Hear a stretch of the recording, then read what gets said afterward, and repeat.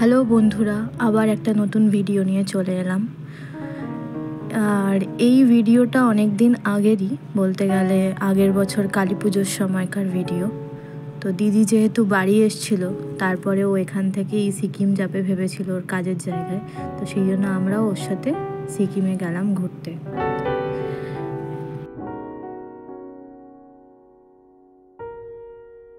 যেহেতু আমাদের আগের থেকে কোনো প্ল্যান ছিল না সিকিমে যাওয়ার, তাই আমরা একটা স্পেশাল ট্রেনের টিকিট কেটেই এনজেপিতে পৌঁছালাম। ট্রেনটা স্পেশাল হলেও ট্রেনটা যথেষ্ট ভালো ছিল, টাইমে স্টেশনে ইন করেছিল আর খুব বেশি লেট করেনি এনজেপি পৌঁছাতে। আর সেদিন স্টেশনেও খুব ভিড় ছিল। এমনিতেও পুজোর পর টিকিট পাওয়া খুবই প্রবলেমেটিক হয়ে যায়, সেটাই এই ভিড়ের কারণ হবে হয়তো। তারপর রাতের আর কোনো ক্লিপ নিইনি, তাই একেবারে 1 কাপ চায়ের সাথেই সকালে ভিডিওটা অন করলাম। চাটা দেখতেও যতটা ভালো ছিল, খেতেও ততটাই ভালো ছিল। আর সকালে নীল আকাশের নিচে সবুজ মাঠ, ক্ষেতের জমি আর এই রেল লাইনের একটার পর একটা লাইন ছেড়ে আসার দেখতে দেখতেই ট্রেনের যাত্রা উপভোগ করছিলাম আমি। তারপর ট্রেনে চড়বো আর ঝালমুড়ি খাবো না তা কি হয়, তাই যেমন কথা তেমনি কাজ, নিয়ে ফেললাম একটা ঝালমুড়ি। এনজেপিতে নেমে একটা গাড়ি করে আমরা চারিদিকের সবুজে ঘেরা জঙ্গলের মাঝ দিয়ে আমরা আমাদের গন্তব্যের দিকে এগিয়ে গেলাম।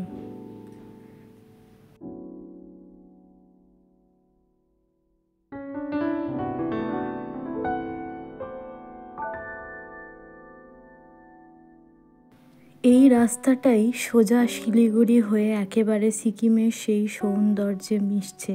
ভাবলেই মনটা কেমন শান্ত ও স্নিগ্ধ হয়ে যায়, তাই না? আমি চারিদিকের সৌন্দর্যের ভিতরে সেই বিশাল পাহাড় দেখার জন্য অপেক্ষায় সময় গুনছি, যে কখন আমি সেই সবুজ ঘেরা জঙ্গল পেরিয়ে দেখব সেই বিশালমান পাহাড়, যা আমার মনকে ছুঁয়ে যায়। আস্তে আস্তে আমরা আমাদের গন্তব্যের খুব কাছেই চলে এসেছি। এই সেবক রেল স্টেশন থেকে আমাদের গন্তব্যস্থানের ডিস্টেন্স হাতে ধরে হলেও 1 থেকে 1.5 ঘন্টা। এবারে আমার দীর্ঘ প্রতীক্ষার অবসান ঘটিয়ে পাহাড়ের দেখা মেলা গেল। চারিদিকে এই অপূর্ব পাহাড় আর নিচ থেকে এই তিস্তা নদী বয়ে যাওয়া দেখতে আমার এত ভালো লাগে যে আমি বারবার ঘুরে ঘুরে সিকিমে আসি। যদিও বলতে গেলে এখানে আমার দিদি থাকে, আমি মাঝে মাঝেই আসি। এমনিতেও ছোট থেকেই আমার পাহাড় সমুদ্র খুবই ভালো লাগে। যখনই আমি তাদের সংস্পর্শে আসি, তাদের দেখতে পাই, আমি তাদের মধ্যেই মিলিয়ে যাই। এখানে চারিদিকে এই তিস্তা নদী আর এই পাহাড়ের একটার পর একটা পাহাড়ের বাঁকা বাঁকা পথ পেরিয়ে যেতে আমার মন ভরে যাচ্ছে।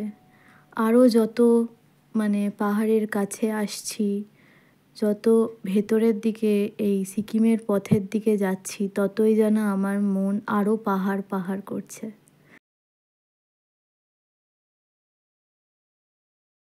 এই ব্রিজটার পরেই হচ্ছে আমার দিদি যেখানে কর্মসূত্রে থাকে সেই জায়গাটা পড়বে। তো আর 15-20 মিনিটের মধ্যেই আমরা সেখানে পৌঁছে যাব। ব্রিজটারও শেষ হলো, আমাদের গন্তব্যেও আমরা পৌঁছালাম। পরন্ত বিকেলে পাহাড়ের গায়ের ছোট্ট ছোট্ট বাড়িগুলোতেও আলো জ্বলে উঠল। যেহেতু কালী পুজোয় বাড়ি ছিলাম না, তাই দাদা আর আমরা সবাই মিলে বাজি ফাটিয়ে এখানে সেলিব্রেশন করছিলাম। ভিডিওটা কেমন লাগলো? ভালো লাগলে like, comment, share and subscribe করে দিও চ্যানেলটা। টাটা।